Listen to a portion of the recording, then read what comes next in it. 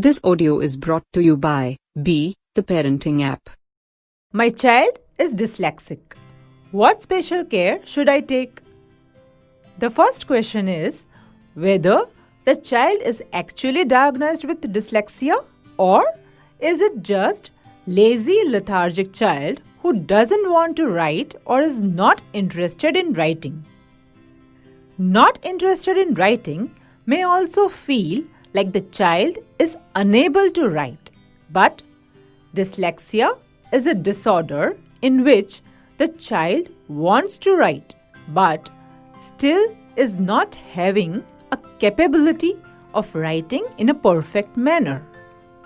So, if the diagnosis is done, then there are specific measures which has to be taken care of in dyslexic context.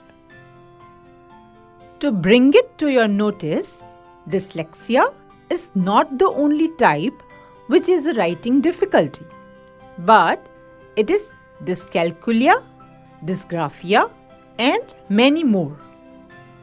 In dyslexia, the child doesn't comprehend the red-blue coordination of linings, which becomes difficult for them to keep up with uppercase and lowercase of English alphabet. And then it becomes a difficult task for them to see whether they are able to cope with it or not. So, in that case, you can use a broad red-blue line notebook to train them to have a concept from red to blue, blue to red, and in middle case, only blue lines to be followed. This can be a great help which any parent can do irrespective of whether you are trained in it or not trained in it. The other aspect can be that there are multiple resources available for dyslexia training which you can just look through as parents at home and practice it yourself and help your child to write in that particular manner. Dyslexia, again, is not something that comes alone. It comes in combination with other learning difficulties also.